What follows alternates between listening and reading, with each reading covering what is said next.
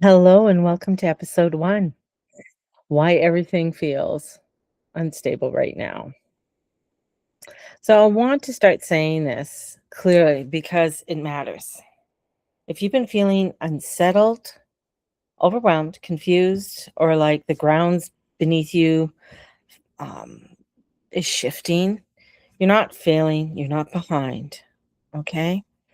And you're not imagining it. This is what you're sensing, and what you're sensing is real. We are living through a moment of structural change. And this is where the systems change and the nervous system feels, and it feels it first. Right now, many people are asking themselves the question why nothing feels stable anymore?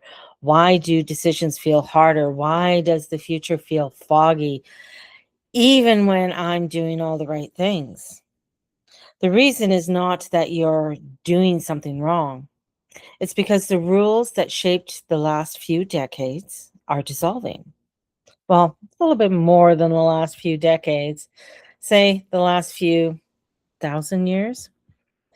And the new ones haven't fully formed yet.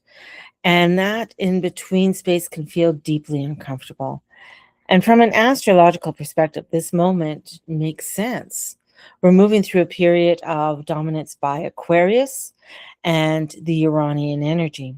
And the focus of innovation, disruption, technology, and radical change is here. And Aquarius doesn't gently update systems at all. Aquarius, that's not an Aquarius thing to do. It replaces them. At the same time, we're entering a long stretch of Piscean influence where certainty dissolves and logic alone no longer works and intuition makes becomes essential. So we're kind of living in this paradox. And the world is changing faster than ever. And yet clarity feels harder to grasp. The combination creates anxiety, fatigue, and a sense of I can't quite get my footing.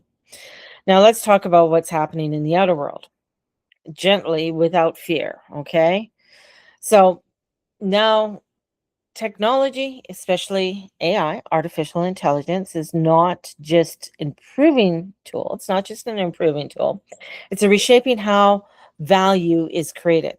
Tasks that once required teams, credentials, years of experience, high salaries can now be done in minutes.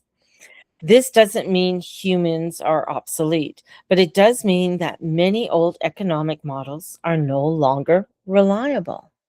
And when financial structures shift, people don't just worry about money, they worry about identity, security, relevance, the future of their work. The fear doesn't always show up as panic. Sometimes it shows up as exhaustion, irritability, a sense of numbness, or a quiet grief you can't quite name. And here's something important I want you to hear. This is not a personal crisis. It's a collective transition. A transition feels unstable by nature. We have been taught that stability comes from control, planning, and certainty.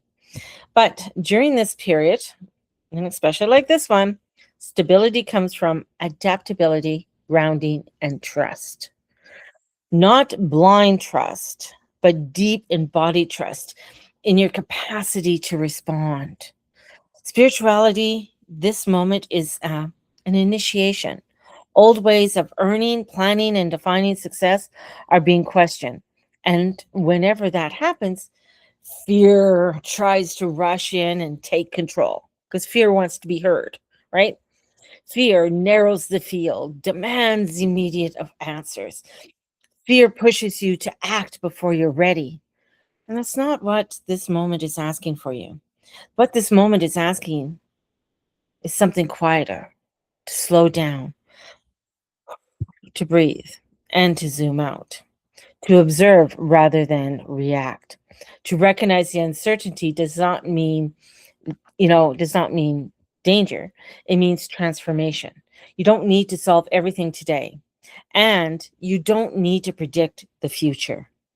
You don't need to compete with machines or outthink the world. What you need right now is orientation. Understand the terrain, tend to your nervous system, strengthen your inner compass. That's what this series is for.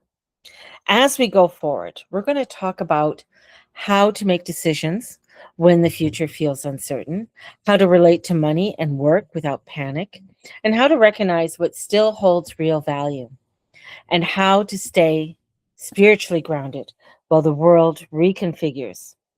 So, for today, that's enough. Oh, and to name what you're feeling is important, to validate it, and to remind you that you are not alone in this transition. So let's close with a simple grounding.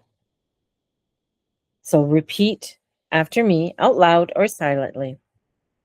I do not need to have all the answers right now. I allowed, I'm allowed to move slowly. I trust my adaptability and my ability to adapt to what is changing. Now, let me repeat that. I do not need to have all the answers right now.